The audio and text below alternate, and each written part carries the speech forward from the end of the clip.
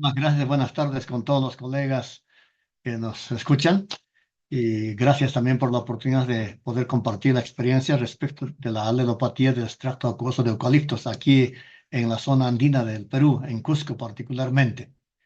Este trabajo lo hemos ido desarrollando juntamente con mi colega, el ingeniero Estefane Milagros, que es docente de la Universidad Andina del Cusco. En realidad, respecto del eucalipto, existen varias hipótesis e inclusive teorías sustentadas y en general lo que se dice es que las especies del género Eucalyptus han sido observadas como especies alelopáticas, señalando que producen y liberan sustancias que inhiben el crecimiento de otras plantas, especialmente en condiciones de cultivo. De otro lado, de Lima, Sanguingue y Sweet, en sus investigaciones señalan que la alelopatía del eucalipto ha sido declarada de poca importancia. Análogamente, Catalán y compañía señalan y sostienen que el eucalipto más bien contribuye al deterioro de los suelos y fuentes de agua donde son cultivados. Además, especifican que son perjudiciales para los ecosistemas y no controlan la erosión y secan más bien el suelo.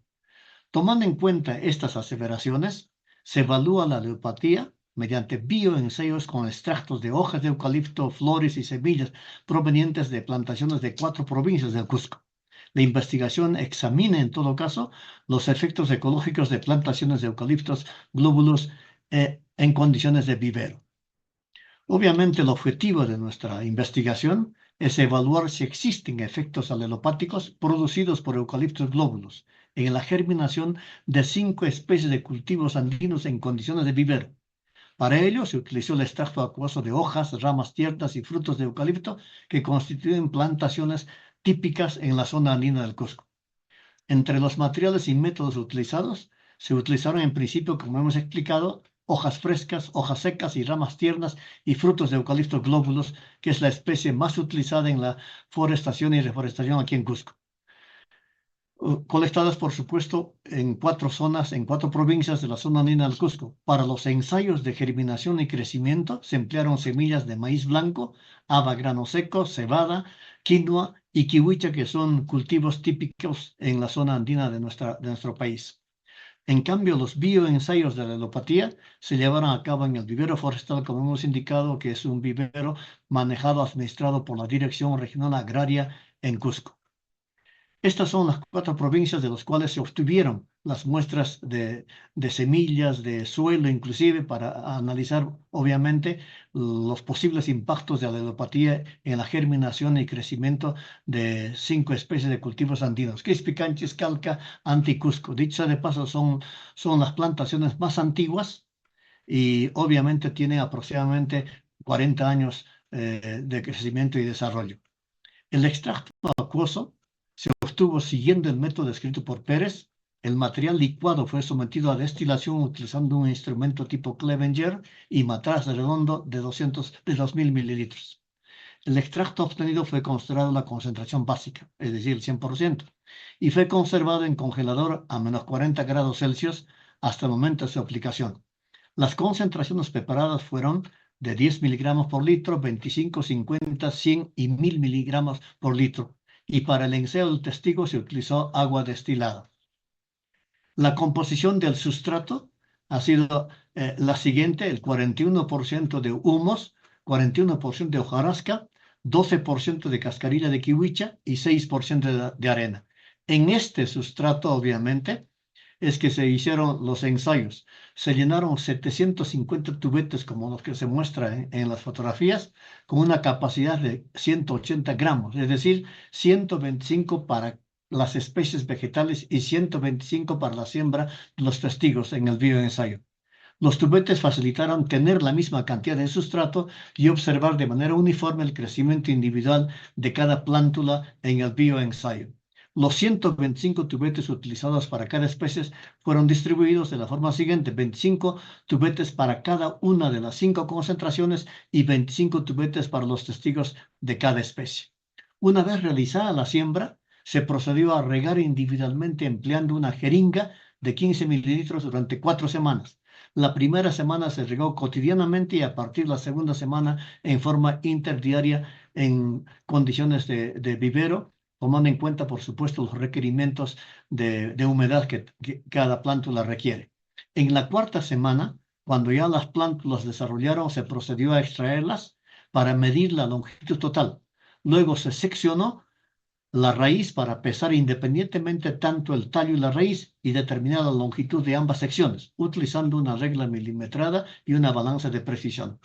Todas las pruebas y análisis están sustentadas en metodologías del Ministerio del Ambiente aquí en el Perú, del Departamento de Agricultura americano y del Ministerio de Agricultura de aquí en el Perú. Para el análisis de la información obtenida sobre la alopatía, es decir, el desarrollo de las plántulas, tanto el tallo como las raíces, se utilizó el software Trend, utilizando 3 métodos de tendencia: T-de-Students, prueba de Spearman y la regresión lineal, para determinar la significancia de cada uno de los tratamientos. La población de ensayo está referida a la cantidad de semillas de las especies utilizadas en el bioensayo. Se considera por cada especie la cantidad de 125 semillas seleccionadas, haciendo un total de 750 que constituye el universo o la población, en este caso finita. De la población de referencia, 750, que es una muestra finita, se determinó el tamaño de la muestra utilizando la fórmula que según Milton y Box es la siguiente. Es decir, se utilizó un 95% a nivel de confianza y un error del 5%. ¿Cuáles son nuestros resultados respecto de este bioensayo en las 5 especies, en las semillas de 5 especies de cultivos andinos? Supervivencia en la etapa de germinación de las semillas durante el bioensayo. Obviamente aquí hay que señalar lo siguiente: acá están las concentraciones, el testigo incluyendo y la supervivencia. Es decir, de 750 semillas germinaron, por supuesto, y desarrollaron 670, que hacen en términos porcentuales el 89.3%. En otras palabras, desarrollaron en la germinación, tanto en la plántula como en la raíz, el 89.3% de las semillas ensayadas. Sin duda alguna, considerando la supervivencia de las plántulas en el bioensayo, se determinó el tamaño de la muestra para las mensuraciones de las plántulas, en lo referente a longitud y peso tanto del tallo y la raíz. El tamaño de la muestra N, N minúscula, con un nivel de confianza del 95% y un error del 5%. En este caso, fueron 244 individuos, es decir, el tamaño de la muestra.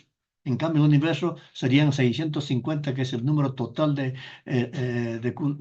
semillas que germinaron de las 5 especies.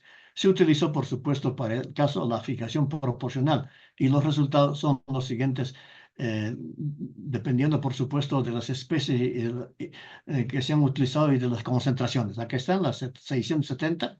Tomando en cuenta que este es el universo, se tomó en consideración para la determinación del tamaño de la muestra, y son 244 individuos que deben de ser analizados completamente. Los resultados del análisis de la alelopatía en cada una de las especies fueron considerando sus promedios, así como el peso de la plántula y medidas longitudinales tanto de la plántula como de la raíz. Aquí los resultados para las habas, Vicia faba.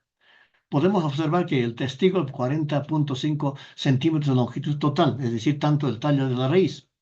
Y obviamente aquí, en las diversas concentraciones, de las 5 concentraciones, la diferencia o fluctuación porcentual es negativa de 6.8%. Igualmente, en el caso del peso de la raíz y del tallo, obviamente en el testigo es 15.25, solamente en la concentración de 100 miligramos por litro resulta siendo un poco mayor, igualmente en el caso de 50 miligramos por litro. Por lo tanto, hay una fluctuación porcentual para el caso de las habas, negativo también de 1.78%. Aquí se observa, por supuesto, la fotografía de las plántulas en los tubetes, y una vez extraído, para medir, por supuesto, tanto la longitud de la plántula como la longitud de la raíz, tanto en longitud como en peso también.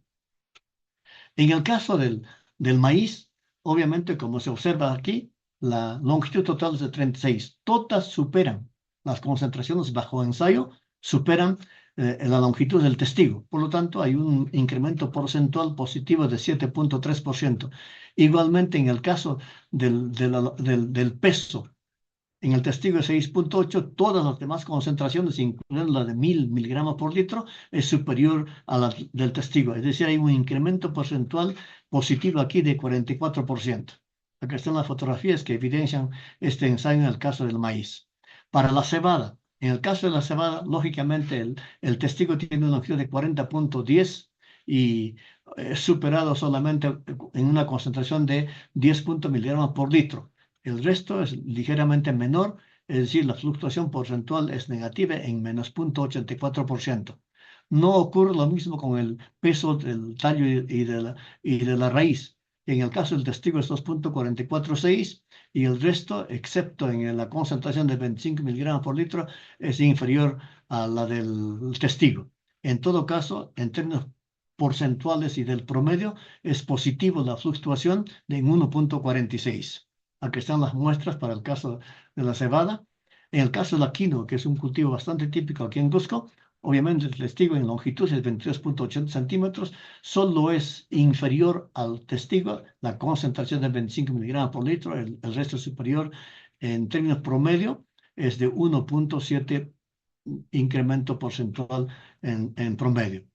E igualmente en el caso del peso, todos son superiores excepto el de 25 miligramos por litro, por lo tanto, en promedio, en otras palabras, es superior a la del testigo en 34.4%. Aquí están las fotografías que nos evidencian. Y finalmente, en el caso de la kiwicha, aquí aparece, por supuesto, que los bioensayos respecto al testigo es ligeramente inferior aquí, pero hay concentraciones que son superiores, como es el caso de 10 miligramos por litro y de 1000 miligramos por litro, una concentración del extracto acuoso del eucalipto, pero en promedio es negativa en términos de 3.44%. Igualmente, en el caso del peso, es menos 7.1% en términos porcentuales en promedio.